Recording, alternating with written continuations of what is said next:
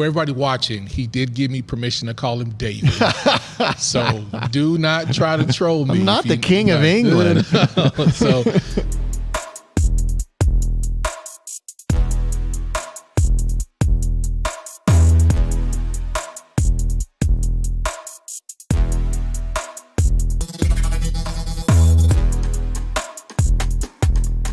I'm ready. All right. Welcome to the Bigger Than Food podcast. I am your host, Apollo Woods. And as you can see to the left, your right of me, we have a special guest today, which is the Oklahoma City Mayor, Mayor David Holt.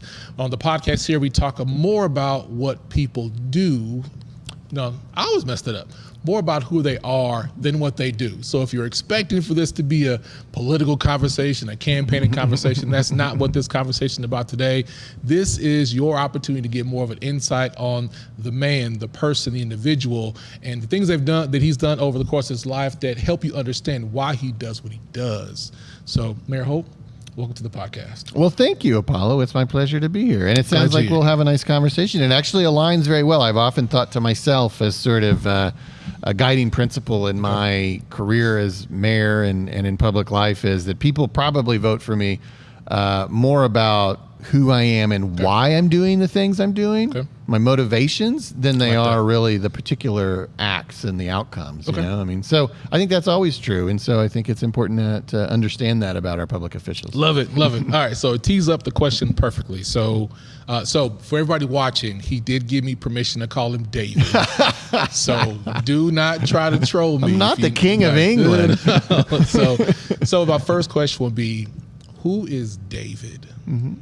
Well, I'm a native of Oklahoma City, born and raised here, always was very passionate about my city. I left to go to college in Washington, D.C. in 1997. I went to GW and got a degree in political science. And you know, at that time, if you think about it, maps had passed in 93. I mean, that whole period from kind of 93 to 2004 was sort of a transitional time for the city where we were finally investing in some things. Hold on. I'm sorry to interrupt you. Yeah. Now you're talking about what you're doing. Like No, I'm not. No, I'm not. I'm telling you who, because I'm not doing any of that stuff.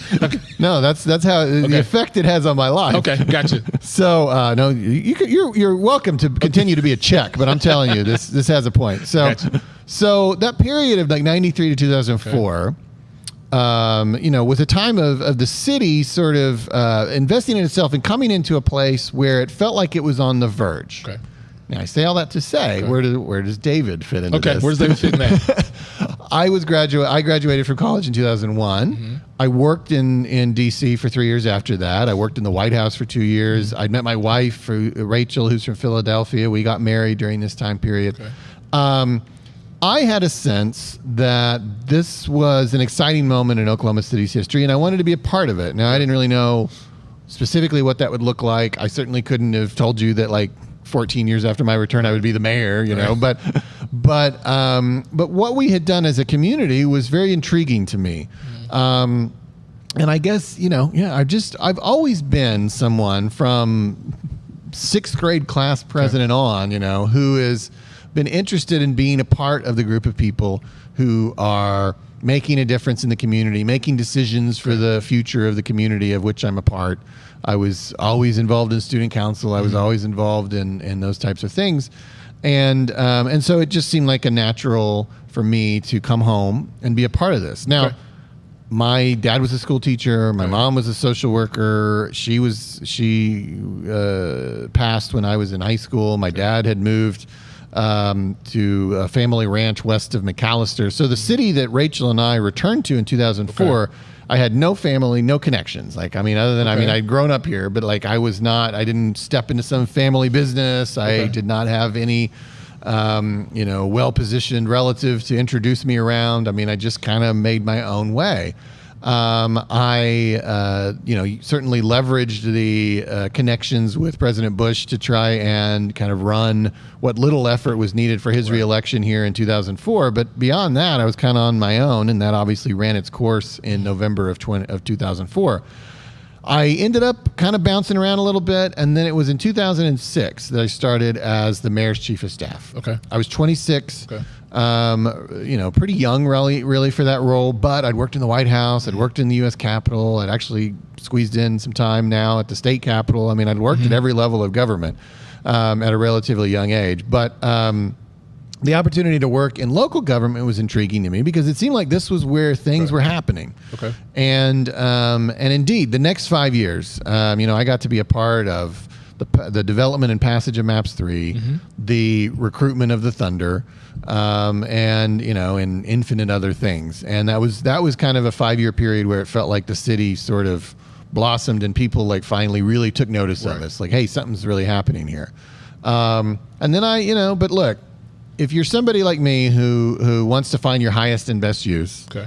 there's a lot of different paths in the type of work that I've been engaged in. Sometimes you just work for other people your whole life.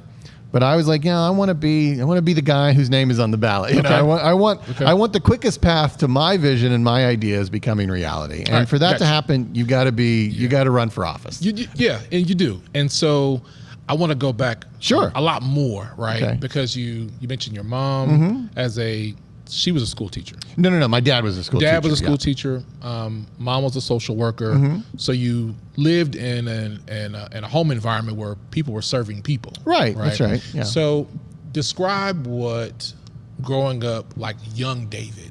What was growing up for young David like? So I grew up in a neighborhood called Rock Knoll, which is kind of wraps around Wiley Post Elementary in the Putnam City School District. And then I went to Wiley Post, then I went to Hefner, and I went to PC North. And I was an only child. Now, my father had a son from a previous marriage who was significantly older than me. So we did not grow up together. I mean, I grew up alone. My parents divorced when I was pretty young. I don't know, 4 or 5. Okay. So, this was a time when, like, it seems like today custody is always like 1 week. I mean, that's what I observed from other people's lives. But back then, it always seemed like more customary that you were with your mom for 2 weeks and then like with your dad for 1 weekend. You know, and that was the situation we had. So, and I don't know. I was, it was a good childhood. I think Oklahoma City has always been kind of a nice place to grow up. I think, certainly, and I've made reference a lot to this kind of in my adult roles, that growing up in Oklahoma City, though pleasant in the 80s and 90s, was also like living in an alternate universe outside of American pop culture. It was hard. I would say it was hard. Born and raised in Duncan, so we had a chance to experience all the ups and downs of Halliburton being there, so understand that. So then, so growing up, because you mentioned like leading, like in like class president, things like that. Where did that desire to come from to want to be a part of leading a student organization? It's not something that you naturally fall into, but it's usually influenced by something. Like for me, I was involved and went all the way to Eagle Scout and Boy Scouts. Yeah. So I was involved. You were an Eagle Scout? Yeah. I was life, and then I kind of petered out. 1994. I remember that because that was the day the Cowboys were playing in the Super Bowl, and I was standing in front of the church for 3 hours while the game was playing, so I didn't watch any of it.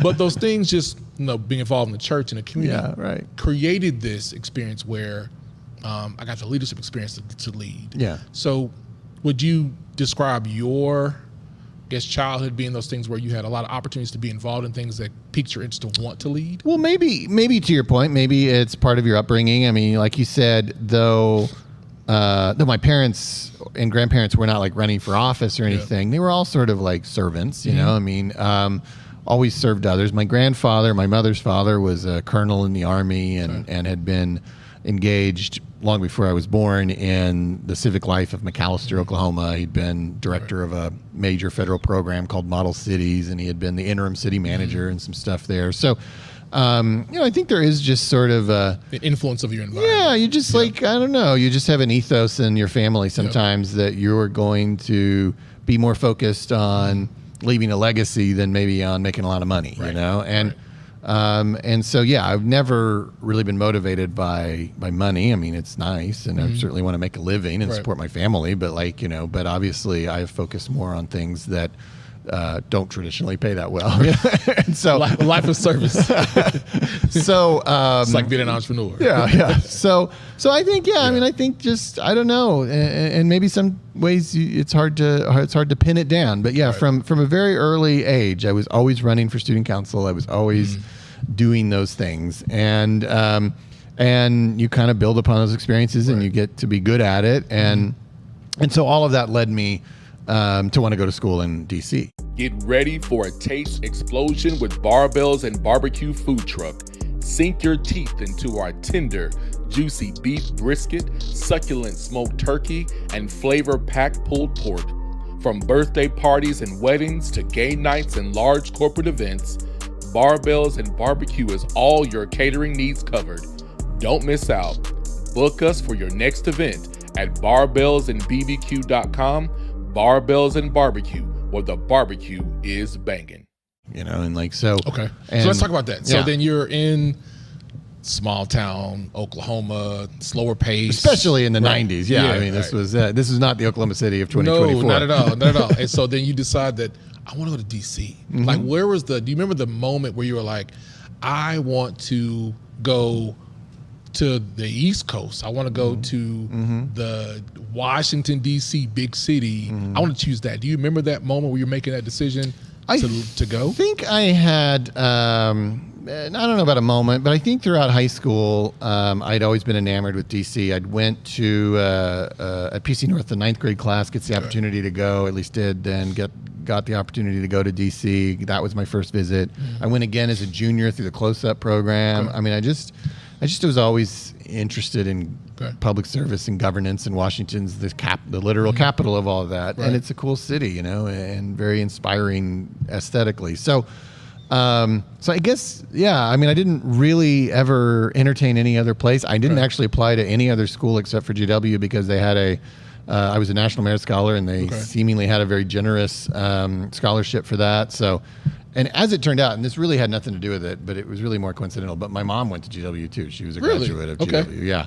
So, but she had passed by this time, so she was not a part of the conversation. But anyway, so yeah, I wanted to, and I've always kind of been attracted to big cities. I mean, in a sense, I guess maybe I came home and tried to build one here, because I liked them so much, So I loved, obviously, that experience of living in an urbanized environment and all the amenities and cultural opportunities that come with that. And yeah, I mean, especially for a kid from Oklahoma City in 1997, to get that opportunity to go to DC, and totally eye-opening and a lot of fun, and also an introduction to, obviously a totally different level of diversity than you would get, not necessarily if you live as you should in Oklahoma City, but the way we were living in Northwest Oklahoma City was very isolated and very homogenous. I love DC's coffee culture. I love the coffee culture in DC. Every time I go, I'm always trying to find some coffee to go to. Love the Ethiopian coffee scene there. So when so you make the decision to go, and how has getting outside of your normal environment and traveling to places played into your personal development, being able to see different parts of the world and meet different people? How does that help you just personally? Well, it puts you in your place, right? I mean, I just think one of the things that it probably improves any community would be travel. I've never really pursued this, but I've often thought, like maybe one of the greatest gifts I could give the city is if I could figure out how to get our young people to travel more, and experience more things. Because sometimes Americans, really, this isn't just an Oklahoma problem, it's really coast to coast. I mean, Americans seem to think that like there's nobody else in the world except for them. And, it's just so, I think, healthy to go to places like Europe and say, wow, look at these buildings that have literally been here longer than our entire country. Some stuff you read in a book, but you actually get to touch it and see it. And it but also like puts you in your place, gives you perspective on, how maybe your life and your country's life are not the center of the universe, And so I think I've always loved travel. I've always enjoyed it. I didn't do a lot of it probably growing up. I mean, it wasn't until the 7th grade that I went to a state that didn't touch Oklahoma. And Where was that? So I somehow engaged in a program run by Duke University, where 7th graders took the SAT. Okay. And I got such a high score that I was invited to some ceremony at Duke, and me and my parents drove to Duke. So that was the first time I left the region, you know. That's a long road trip. It is, yeah. So, but yeah, now it's like, and especially as mayor, I mean, you get a lot of cool opportunities. I mean, I've seen a lot of things, but it definitely helps me, I think, as a human being, gives me perspective. I think as a mayor, it helps me, like, you know, kind of see our place. You know, you got to find like the right balance in leading a city, and it's probably true of anything, of between aspiration and realism, you know. And I think like sometimes it's funny, like sometimes I'm with a group of people who are too down on the city and don't aspire enough, and then sometimes you're with another group of people who are like big dreamers. Yeah, kind of maybe dreaming too big, you know. Like but being around the world, I think, gives you like, helps adjust your own perspectives and understand where we are and who we are and what's possible and all of that. So I think it's a great it's a great gauge, and I've always loved travel. Yeah, that actually teed up my next question, because people often say, you know, I lived in Houston for a long time. I actually went to TU in '97 after I graduated. I see this Houston Alumni Association. I once served as the vice president of the Black Alumni Association, so I have to represent my university, my alma mater. So when I left, eyes completely opened, right? But then when I came back, because people always say here, there's nothing to do, we're so far behind. But when you travel to other places, you see we're really not that far behind in terms of how people perceive Oklahoma City. So I use the example, you know, happy hours and brunch is a big deal in Houston. Well, when I tell people that brunch or happy hour started in about 2006, well, people think it happened for Houston for 30 years. No, it's 2006. And what you see now is only maybe 20 years old, but things happen, in my opinion, in decades. So when you go travel places and then come back, you realize from perspective, we're not that far from how people make it seem. But it also gives you the perspective, from my perspective, of, but this is how close we are to doing something like great for our brand of a city. So when you are having those conversations, how do you manage the people who are, we're grounded, we want to be like this is how we've always been, to the, well, let's dream bigger? How do you find ways to manage those two worlds and leading in those two worlds? So the first group you said is, you're saying basically people who really don't want to see major change and major growth and progress in the city. They're just, well, I would say more like they're more comfortable with how we are, and let's take it slower. Yeah. I'll be honest with you. I know those people exist. I would say they have not really had much of a foothold in the decision making of the city for a long time. Good. Glad to hear that. I think, I find it's more just really, maybe to my earlier point, balancing between people that are dreaming too big and people who are dreaming at a realistic pace. You know, like I think that certainly there are people who want things to slow down or want to stop the train. And they probably are the people who vote no on all our initiatives, you know. Or don't vote at all. Or don't vote at all, I guess. But, you know, because people like you and me, like, we don't even know anyone who would vote against maps, right? Like, we don't even know who these people are. But of course, I always remind you, like, look, 25 to 30% of people always vote no on all this stuff. Right. So, like, they're out there. Yeah. If you walked into a restaurant today, like, you'd have to mathematically assume that they're in the room. Some people's natural inclination is they take side of the bad things. They want to say no first. Yeah. Because saying yes means you have to open yourself up to a possibility that this could work, right? But to say no, it's like, just no. Well, why? I just don't like it. Yeah. Sometimes it is just kind of like a natural disposition. Sometimes, though, it is, to your point. I mean, I think it is like, I just want the city that we had. I hear that from time to time. You know, my view is, of course, different ways of living across the United States meet different tastes. Right. I mean, how often do people tell me, well, I just, you know, obviously, like, California and New York are just nightmares. Why would anybody live there? And I'm like, you are speaking of, like, the 6th largest economy in the world and, like, you know, a city of 9 million people. I'm like, obviously somebody likes it. And somebody does. And, you know, like, yes, sometimes they have ups and downs, but it seems like the general momentum is always up. And so if you want a smaller place, sometimes it's not necessarily realistic that we're all going to bend to your will. You may need to relocate. Like we're growing. But look at us as a smaller market. When we compare, I mean, look at Memphis probably 10 or 20 years ago. You can look at maybe a St. Louis, or start looking at like Little Rock, like places in Arkansas. Those cities, small markets are growing. Dallas wasn't always considered a major market. San Antonio absolutely was not. So I think when we have like diverse thoughts and perspective at the table, and people who have other experiences, it's like, we can show what value we have, and we're not that far off, right? So having those positive messages of, like we're not that far off from what we could be here in the city. So as so I'm trying not to ask you mayor-ish type questions, but just as, okay, so then transitioning over into talking about a lot about service. What are some things that you have found maybe in, let's say in your let's say 20s, right? What were some things that you found that, like, what, I enjoy doing this outside of my, I say 20s, just in general, outside of the hat of mayor, outside of the hat of some work-related thing. What are just some things that you're like, these are things I just like to do. I enjoy doing this. Is this a different way of asking, just like, what are your hobbies? Is this kind Not of... really, because hobbies to me is like, that's the typical question, because it may not even be a hobby. It might just be like, I just like sitting on the porch and drinking a cup of coffee. Yeah. That's just what Well, I'm at the age and at the busyness level where I would consider that a hobby. I would think sitting on the back porch would be something I would have to like really intentionally do.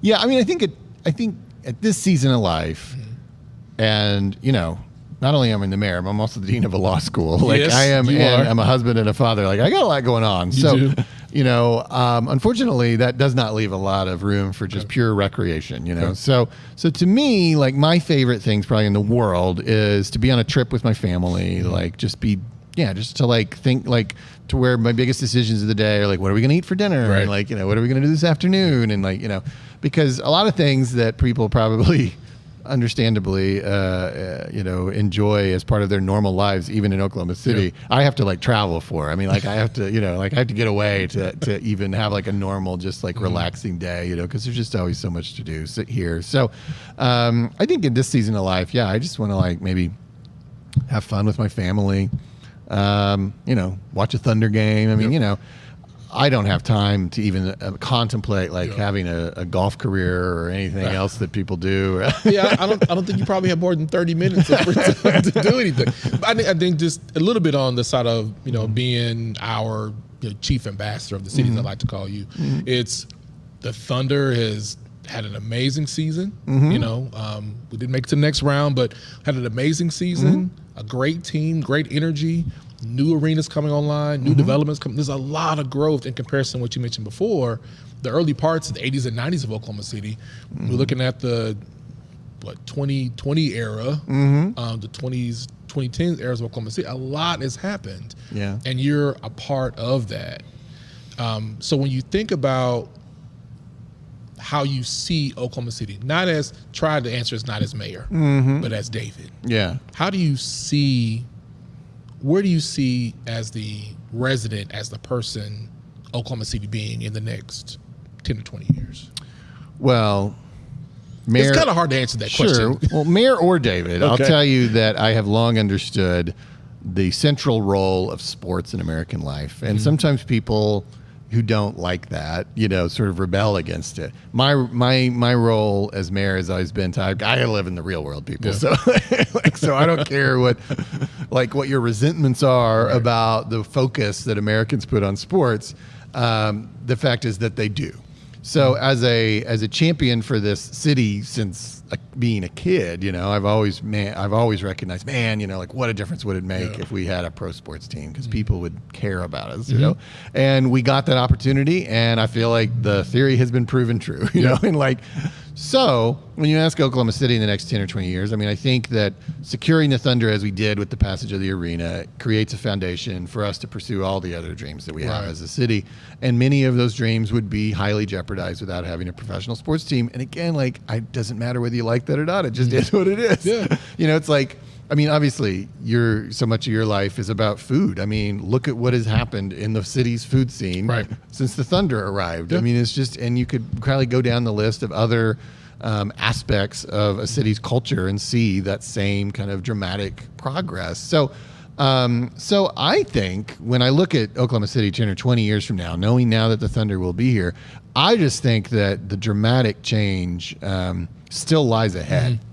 And many people who've lived here, as long as I have, off and on, obviously for 45 years, you think like, gosh, we've come so far, it can't possibly change that much from here. And I'm like, you haven't even seen, it's just getting started, because like you reference, that Dallas wasn't always Dallas, right? I mean, it's not necessarily our aspiration to be Dallas because it is obviously a lot of traffic, a lot of busyness, but besides, I-35 is never finished. But to an earlier point, you really can't continue to improve the quality of life of a city and not expect people to take you up on the offer. So we're going to grow, and whether we'll be Dallas in 30 years, I don't know, but I know that we will be a lot bigger. And though that will bring some challenges, that also will bring a lot of opportunities, a lot more amenities, and we'll really, we'll have a future that feels very secure. Whereas, I mean, if you were living here in 1985, you would have been within your rights to ask, like, I don't know, is this city even going to exist 40 years from now? But I think that we have asserted, ourselves on the stage of top tier cities. We're the 20th largest city when we were 37th when I was born, and I don't think we're going anywhere because we have continued to make these commitments through Maps 4, through the arena, through other things, and I often say I feel like this is the most mission-focused city in America. Like everybody in town seems to know the assignment, and like we're all working to build a bigger and better city for all of us. And I think when you're that focused and you continue to support investments like we have, you're going to see results. So I think it's going to be fun to watch. When you think about the branding of any place, is what experiences do people get? Having a sports team, the nonprofit work that happens in the city, the focus on arts. And when you get people to want to be curious and come to your city, in the same way we're curious of going to other places, you have a chance to create commerce and an economy, and people have a different idea. I didn't think about going to Oklahoma City. So me living in Houston as long as I did, I would have never had an opportunity to go 10 minutes and I'm at an actual lake. It would take me an hour and a half to get to Galveston, but I am 10 minutes from a lake. I can walk around, and those parts of getting more people to come and see, which is what I'm excited about. People getting a chance to see our growth, and then of course that brings a lot of attraction, attention to that. I have 2 questions for you. I know you're a busy man. Let's get back to work. First question would be, why would your wife be proud of you?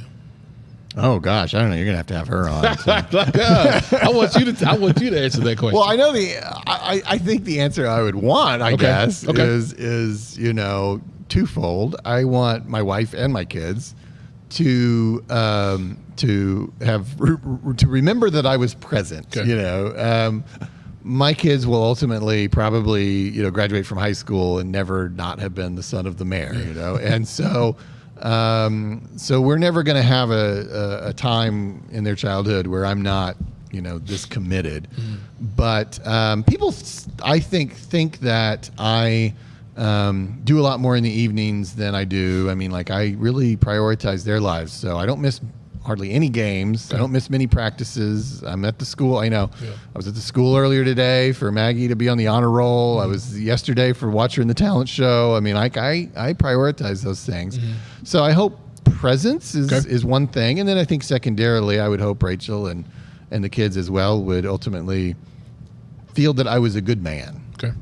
That I did the right things for the right reasons. I think that, unfortunately, a lot of elected officials today, and sometimes their behavior has to fit within, this closed partisan primary system that sort of elevates the extremes, are behaving in such a way that, I mean, they know objectively that no one is going to be proud of them. You can't imagine that it's a good decision. Their but you're making it grandkids anyway. are practically going to be changing their names to, to separate themselves, from these people. And I don't currently have any such concerns, and I want to. May it always be so. I think ultimately you'll do a million things, and you could fill a biography with all the stuff you get to do. But what does it distill down to? Do people ultimately say that was a good man or that was a jerk? Well, at the end of the day, I mean, it's when you have to. Everybody's not going to be happy with a decision that you make, and sometimes those tough decisions are going to make some people unhappy. But I've learned that even if I make a decision that people may not like, are they going to say, although I don't like the decision, I can respect the decision that was made? And I think that's often difficult. Yeah, was it done thoughtfully? Was it done for the right reasons, or at least what they thought were the right reasons? Sometimes you make a decision, it might have not been a good decision, but you learn from it. But can they look at the integrity and the character of the person and say, I didn't agree with it, but I understand it. Let's move on from it. So last question is, why are you proud of yourself? Oh, well, I guess what I would hope other people would feel about me is the same thing I want to feel about myself. I want to be proud of my work and feel like that I left the world a better place. I just think, I guess I've made a judgment that I don't want to live with regret. I want to be happy on my deathbed and proud. And I don't think that's going to be dependent on my bank account or a lot of other things that it seems we measure ourselves by. Yeah. It's going to be like, what was my relationship like with my family? And, do the people that I worked with or affected feel that I did those things with integrity and character and with the best of intentions? And so I think I'm generally proud currently that's the path I'm on. Okay. And, I'm only 45. There's a lot of life left to live. So I'll continue to strive to remain on that path. But I feel like I'm proud that I've been myself and I've been authentic as mayor. And I think ultimately I'm proud of the results. But sometimes you can't always control the results, but you can control your effort and your intentions and your dedication to it, and I feel proud of that for sure. I think that Oklahoma City's in a great place, and I'm just a cog in that. Yeah. But I feel as if I've certainly done my part and fulfilled the obligations that I've taken on, and hopefully given an example for how politics and public service is supposed to work in a time when so much of it, I think, doesn't. I love it. That's my last question. Okay. I wanted to try to keep it succinct because I know you got it's a delightful conversation. We could any time we can have a philosophical talk here, Apollo. I appreciate it. Thank you for your service. I don't know how much you talk about it here, so I'll do it for you. I mean, you serve on the Convention and Visitors Bureau Commission. And that's doing a lot of incredible work. Our visitor economy is now worth $4 billion a year to the local economy. We got a big vote coming up on the hotel tax. A lot of that money is actually spoken for by the commission on which you serve. Yep. So I mean, people don't necessarily pay attention to all that bureaucracy, but you're giving back to the community as well. And then all the other stuff you do obviously has done a lot for our food scene. For the way we recognize the many diverse cultures of our city. So I'm very grateful for the many things you do. Thank you for having me on here today. Thank you. I appreciate it. And I mean, it was your appointment. I mean, I took the chance to be on a commission, and you said took a chance to me and gave me the opportunity. It's been a great experience. It helped me really understand the role that tourism plays in supporting our economy. And frankly, that experience helped me adjust the programs that we do through OKC Black Eats and the Bigger Than Food Foundation, because I now understand how attracting people to a city can actually help a city. So I'm enjoying that experience, and I hope they'll keep me on for a little while longer. But so Mayor Holt, thank you for joining the Bigger Than Food podcast. Thank you. And for those of you watching this on YouTube, follow us on YouTube at Bigger Than Food. Subscribe to us, and also we're now going to be on our audio platforms, so all major audio platforms for podcasts. So you can find us on Apple, Spotify, all those things you love to enjoy to listen to this podcast. And do us a favor, subscribe and turn on those notifications. And like we always say, our mission is bigger than food, and be intentional with how you spend and support a Black-owned business today. Thank you for joining the Bigger Than Food podcast. We hope you found inspiration in stories shared today. Remember, it's the courage to take action that drives real change in the world. Be sure to subscribe to the Bigger Than Food podcast for more conversations with movers and shakers who are shaping our tomorrow. Until next time, keep dreaming, keep believing, and keep making a difference.